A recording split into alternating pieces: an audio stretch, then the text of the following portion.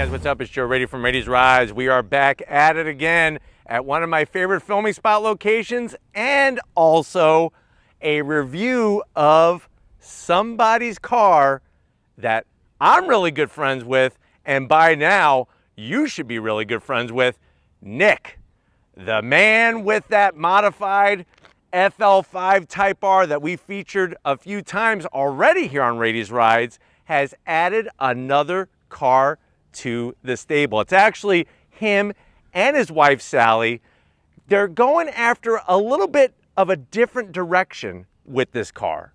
But before I get to that, let me introduce you to their new baby. It's this car right here. This is a 2025 Nissan Z. This particular one is a Z Sport. But before we get into the new addition to the family, let's talk about what's going on here. So the Z, we've already talked about it many a time, but let me refresh your memory. It goes back to 1970, the 240Z, such an iconic and just major vehicle in automotive history and all the iterations that followed after it. And it's very interesting because in the beginning, the Z had that hard sports car feel. Then it kind of became a little bit of a GT tourer when it went from the 240 to the 260 to the 280. And then, of course, when you look at Y2K, when they brought back the Z with the 350Z. Now, eventually, the Z would disappear, and then a couple years later, then we have the new generation. And what I love about this generation the most is that it harks back to those earlier Z generations where you're going to get some of that same great styling cues, but you're also going to get some new Z performance. And one thing that's kind of cool about this particular vehicle is that unlike Nick's FL5 Type R, where he's at a point now where this thing is really stout. And if you haven't seen reviews of that build, you definitely want to watch them. I'm going to leave the links of those at the end of this review. With this car, he's going a little bit of a different route. Believe it or not, him and his wife sold their Toyota Tacoma. That was their daily driver, and have added this. And what they wanted to do was they wanted to make a daily driven modded car. Something that would have mods that would make their hearts pitter patter every time they open up the garage, every time they fired up the Z, but also mods that would allow them to still daily drive the car. So what I want to find out is, if you're looking for the best way to get into a sports car, and you have an idea like Nick to bring mods down the road, is the new Z Sport the way to go? Why don't we go ahead, let's dive into Nick's and Sally's and find out. Right off the bat, that familiar shape, so iconic, and I'm very happy to say that I'm finally seeing more Zs, new Zs on the road. It was like for a while, was it even a real car, because you just never saw them on the road. Now at the front of the business, it's all about that original 240Z. So I really love the way they did the full LED headlights, daytime running lamps, and turn signals. One of the things that's so interesting about this car is that it's not just the 240. There's other parts of it that hark back to other generations, like one of my favorite, which is the Z32 generation, the 300ZX and 300ZX twin turbo. Everything else is that nice bright red body color, no fake vents, nothing just looking out of the ordinary. And it's a really good base. You know, the Sport is that entry trim into the Z family. It's a really good base. And I like the fact that it's kind of hard to tell that this is the Sport trim. Now, as we come across that front grille, this has been the big hot point, I think, on the front of the car. Some people just don't really like that rectangle squared off appearance. I think it's one of those things that the more you see it, the more it's going to grow on you and the more you're going to understand it. But I do like the way they did that gunmetal finish on the upper portion of the grille, fully functional.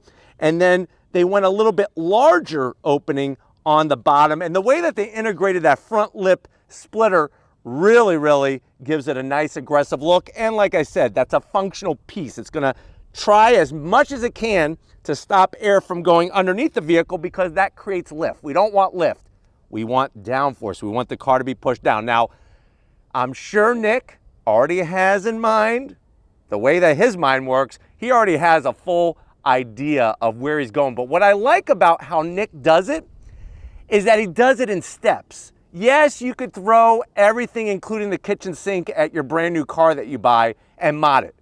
I'm all about doing the baby steps because not only do you get to enjoy those different mods a little bit more individually, you'll also be able to notice the changes. Not only the changes when driving the car, but also when people see it at your local cars and coffee event, maybe at a track day, something like that.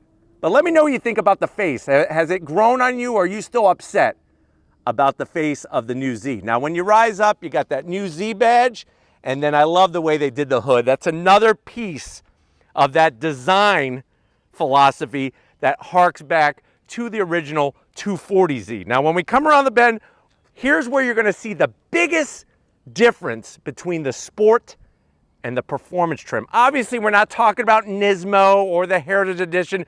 Those are different versions of this car and a lot easier to tell the difference between a Z Nismo and a Z.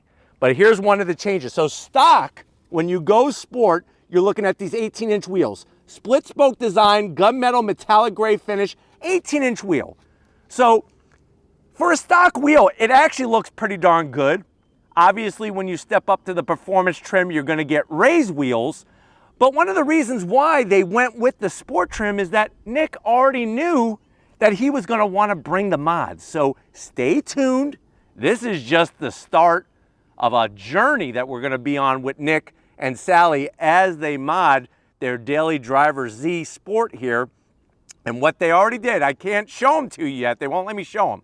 I wanted to show them, but then they were just like, no, we can't let the cat out of the bag yet. But they are working with Fox Automotive, and they're a distributor for Z1 Motorsports. And obviously, if you know Z1 Motorsports, they go together with Z cars like peanut butter and jelly. They got a full suite of things coming. One of those things are gonna be new wheels. So 18-inch wheels, they look good. Obviously, they work just fine, but there's gonna be new wheels from Z1 Motorsports, and I can't wait to see them. And then another way to tell that this is the Sport trim are the brakes. You just have your floating calipers. They're not the Akabano fixed calipers. They're not Brembos. But don't worry, Nick also has that covered as well. He's going with, of course, the Z1 Motorsports. And what's great is Fox Automotive is going to handle all of that great install. But even like I said, in stock form, good looking wheel, 245 on the width, 45 series sidewall. Let me know in the comment section what color wheel you think Nick should go with. Now, coming down the side, you're gonna notice a very, very shiny paint job because guess what? Coaters in Palm Harbor made sure that this car looked spectacular for us to bring it here on Rady's Rides for you. So they were able to get that done for Nick and then have it for you guys. But obviously this paint looks better than when he picked it up at the dealership. Now, what's fascinating about Nick's Sport that I was telling him is that it's two-tone.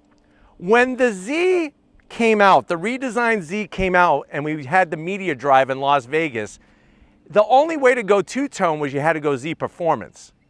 Z Sport, it was all solid color. So I actually like it because I kind of know what Nick is going to be doing with some of the other mods exterior-wise.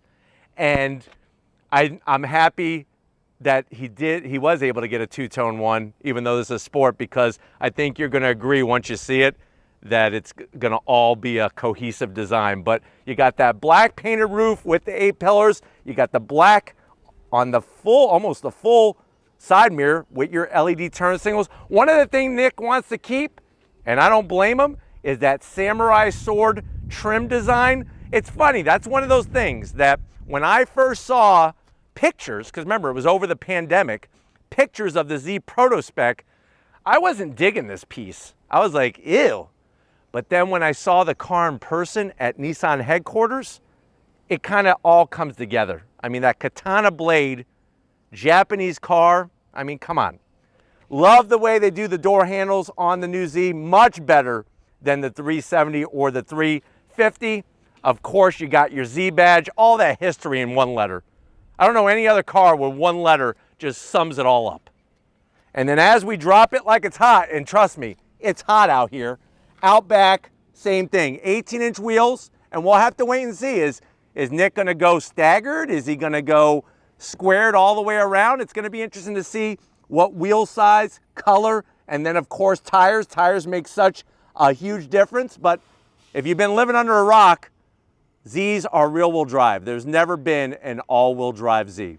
Just throwing that out there. Now, as we come around the rear, on the Sport, you don't get any kind of trunk lid spoiler. And that is a good thing because remember, this is meant to be a canvas, a blank canvas. Another thing, can't wait to see what is going to be in place here. How high is my hand gonna go? Is it gonna go up here, all the way back here? Where are we gonna be putting our hands on the next review? Like I said, Z32 is my favorite gen. Love the way they did the taillights to hark back to that.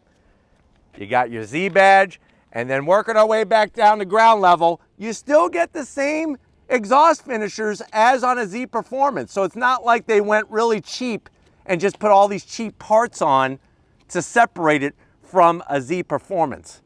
But I tell you, there's just something about a red Z that makes my heart pitter-patter. But why don't we go ahead, let's pop the hood and talk about horsepower in the Z Sport. All right, guys, we got the hood popped. You do have a prop rod. It's going to be interesting to see, is there any kind of hood strut that will be added to eliminate the prop rod? Underneath the hood, same story as the exterior. It's a perfect blank canvas. Now, even on the Sport, you are getting the strut tower brace to stiffen up the front of the vehicle.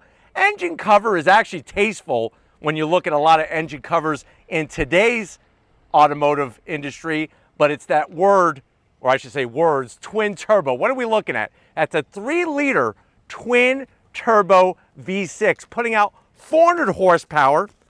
When it comes to torque, 350 pound-feet of torque, you can get your Z Sport 6-speed manual or 9-speed automatic. 0 to 60 in about 4 seconds. Top speed is governed to 155 miles an hour. MPGs, who really cares, but I'm gonna tell you anyways, 18 in the city, 24 on the highway, and the car weighs 3,592 pounds. Now, the other nice piece of info is that from the factory, the brake rotor size is pretty decent, but that's another thing that's gonna change with this car. But if you're wondering what's stock brake rotor size, 14 inches up front, 13.8 inches out back. But if that FL5 tells us anything, I think that this modded Z is going to be a nice balance where it's going to have power, but it's also going to have that stopping capability and grip. But why don't we go ahead? Nick still has the stock exhaust on. Who knows how long that's going to last? Let's fire it up and hear that stock exhaust and what it sounds like.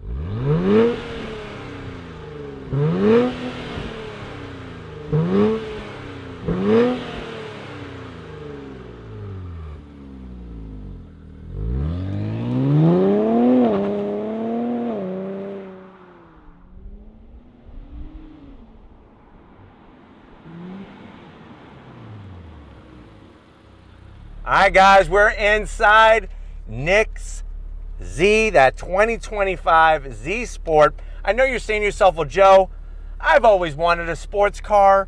It's been one of those unobtainable things for me. The prices just get crazier and crazier. How much is this Z Sport? Well, the good news is Nissan really wanted to bring value. So depending on where you look, you're gonna be able to get a Z Sport for around $42,000.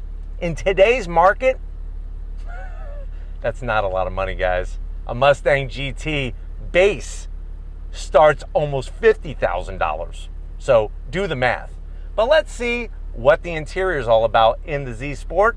To the door panels. I like the nice, clean style. Yes, some people would say it's dated. I don't care. It looks great. Soft touch material. You got the gunmetal gray on the door handle. And I love the way they build the AC vent into the door panel. On the Sport, you do get cloth, but that's just something that, hey, if you're gonna go entry trim, that's what it comes with. Door pocket is okay on the size. You could get a Whopper in there, no fries, but a small Pepsi to wash it down. Now going from the door panel to the dash, you got the two different material, the soft touch and the cloth with the nice stitching. He does have this carbon fiber Z1 Motorsports phone holder. It's all about saving weight. And then underneath you do have a 12 volt. Highly recommend getting a radar detector. One of my favorite things about the new Z is how they have the analog gauges across the top. Your turbo boost pressure, turbo speed, and voltmeter. The only thing I would want to see different is that be, say, oil pressure or transmission temp or something like that. Nobody cares about the speed of the turbo. It's all about the boost. Nice AC vents. Standard is an 8-inch, so Sport has an 8-inch. The other trims have a 9-inch infotainment system, and as you can see, it's got Apple CarPlay and all those goodies. Working our way down, we got our standard AC controls. Yes, they're dated, but they work just fine. USB-C, USB-A, a place for 4 Twinkies.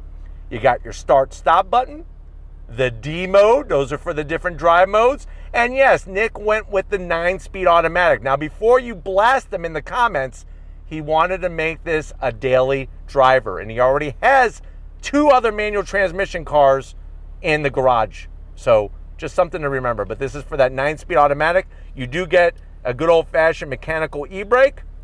We got one cup holder with our key fob. It's that old school one that Noah used on the Ark. And then you open this up. I hope there's nothing gross in here. You never know with Nick what could be inside his glove compartment. Open it up. No, you got another cup holder, and he's got a interesting case. What's in that case, Nick? Seats. They are cloth, but they're the same seat that you've seen before on Z, so they got nice bolstering up top. All manual controls for the passenger and manual controls for the driver. You can look at it this way. They're cutting some weight. But why don't you come over here to the business end? I want to show you behind the leather wrap steering wheel in Nick Z. All right, guys, business time behind the wheel. One thing on the Sport, just to point out, is that you don't get aluminum brake or throttle, but what's interesting is you do get an aluminum dead pedal. Whereas in other cars, you gotta, like, I don't know, get down on your knees and pray to get an aluminum dead pedal. Here's the manual seat controls, lots of adjustment, which is really nice. And then of course, I'm 6 feet tall. The way they sculpt this interior, plenty of headroom, steering wheel, leather, which is great. You do have gunmetal gray on the switch gear, and there are paddles to go up and down the 9-speed automatic. And this is a manual tilting and telescoping wheel. And then you got that beautiful 12.3-inch digital gauge cluster with the Formula One style shift lights across the top above the tech. And then you got all those auxiliary gauges, all the important stuff. Easy to read, easy to understand. But we're gonna check out the cargo area because I got a good way for you to get one of these by showing you that cargo area. And then guess what? We're gonna go on throttle in Nick Z. All right, guys, now if you're not lucky enough like Nick to have a partner, which obviously his wife's name we've already said is Sally, if you're not lucky enough like Nick to have a partner where they share some of that car enthusiasm with you, this Z might be the saving grace. Let me explain.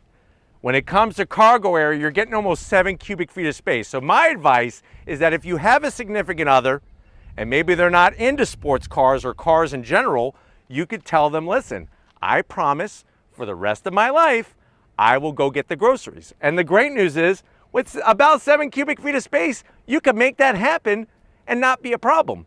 Another thing I just want to point out is just like up front underneath the hood, we have the strut brace. We also have the brace out back. And like I said, this is the Sport trim. So it's nice to see that they didn't just eliminate certain things that are very important to the overall driving dynamics of the car. But why don't we go ahead? It's that time. If you're ready, I'm ready. Let's go take this Z and go for a little on-throttle spin. All right, guys, we're inside Nick's new Z. I have it in sport mode. I'm gonna go ahead and let it shift, the automatic shift for itself, since this is a daily driver. And we're gonna go on throttle. You ready? On throttle, here we go. Nice. On the brakes. It's actually pretty incredible how the transmission shifts well in automatic mode. Go around the water in the road. On those brakes. Here we go, baby. Here we go. Yahoo!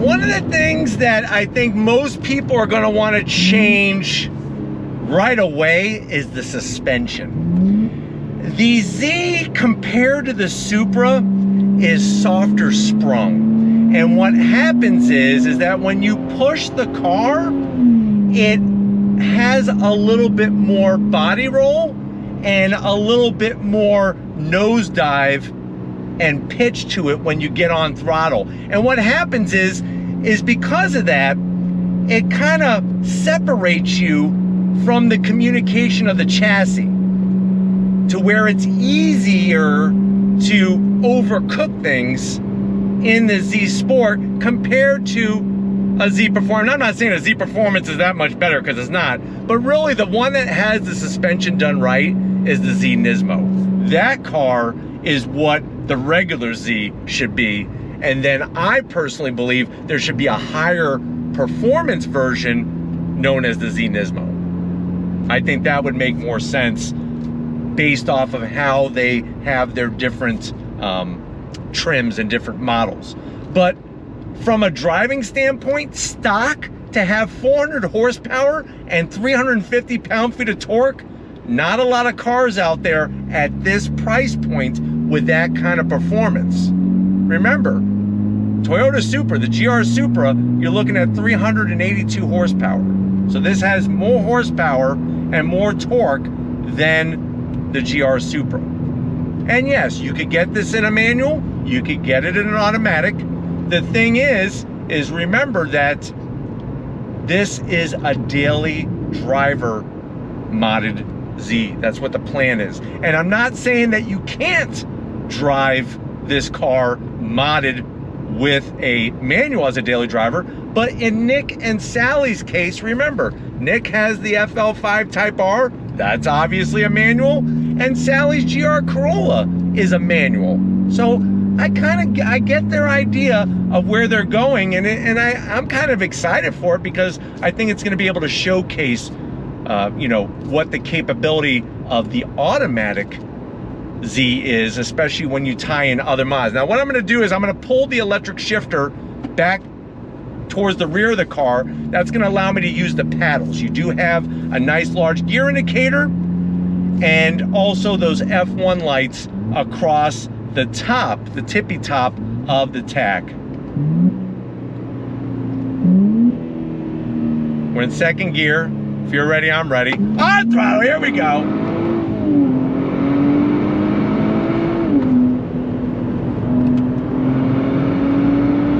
On the brakes.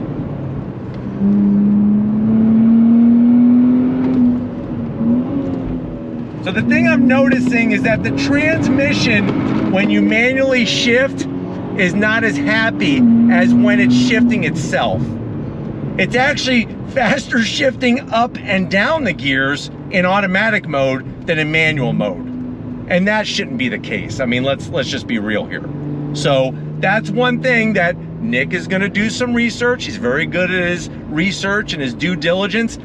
According to some of the early research that he's discovered, is that there's a way to fix that without getting like a new transmission or something like that. So we'll have to wait and see what happens with that. But that is what causes a little bit more the disconnect. So let's kind of go over this a little bit. Disconnect is not good. That means I can't feel what the car is doing, which means I can't push the car and feel confident that we're gonna stay stuck to the road. That is okay, because like I said, one of the things that Nick's gonna change right away are the brakes. The stock brakes on this Z Sport, let's be honest, even with a 14-inch rotor, there's just not enough bite, and it doesn't dissipate speed fast enough. So that's gotta go.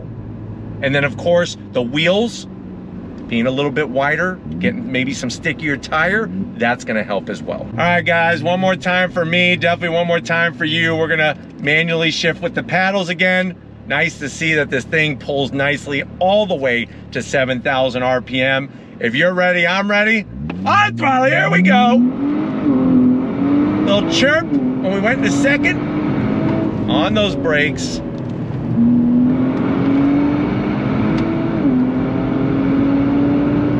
The great news is that the power delivery is super smooth in this thing. The bad news is it's got more rolls than your favorite restaurant,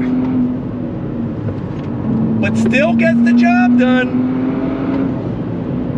You just got to anticipate it. It's one of those things that if you're not ready for how this car kind of moves around, it's gonna surprise you. It's gonna shock you in a bad way. But once you see how she dances, you know, you kind of get a little bit looser with the way you're controlling the car, and it actually works in your favor.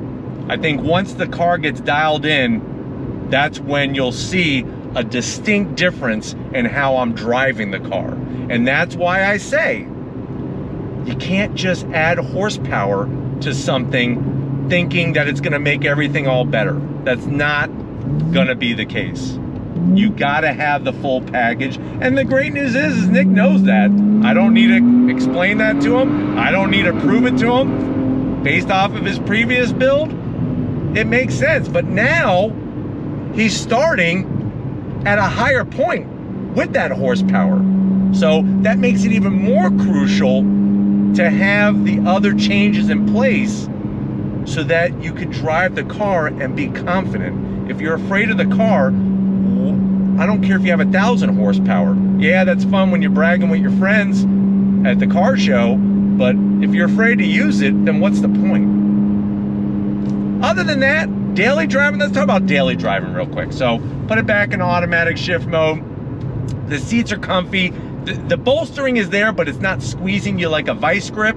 And for a manual seat, it does have a little bit more adjustment than maybe manual seats that you've seen in other vehicles. Visibility, especially compared to the Supra, is so much better in this car. And that's another thing. When you're daily driving, you're gonna wanna be able to navigate your daily commute and feel good about what's around you, who's around you, and everything else. Plus, it's got really great side mirrors and all of the Nissan 360 Shield safety protection. There we go. We'll let him pass. He can lead the way for us.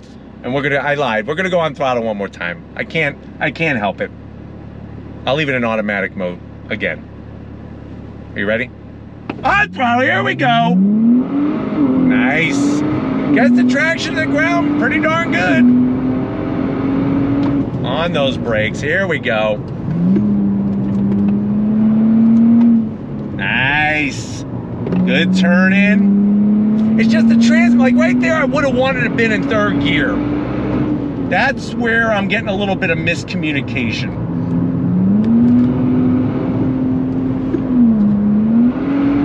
But still, a very competent vehicle for being stock and that base setting. But I hope that this has been educational for you. I hope that you're excited as I am to bring part 2, part 3, part 23 of this Z build. We're gonna get back to where it all started and wrap this one up. So I'll see you in a split second. All right, guys.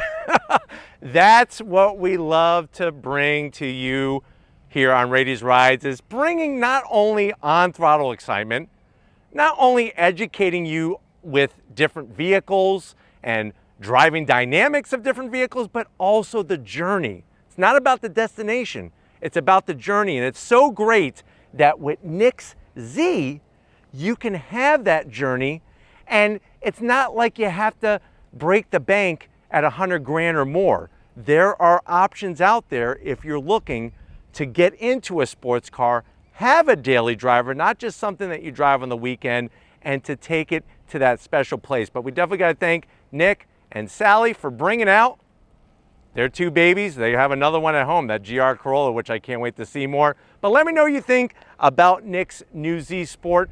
Do you find that that was the right move for this whole daily driver modded car, or would you have gone a different route? Let Nick know. He's got thick skin. He could take it, I think.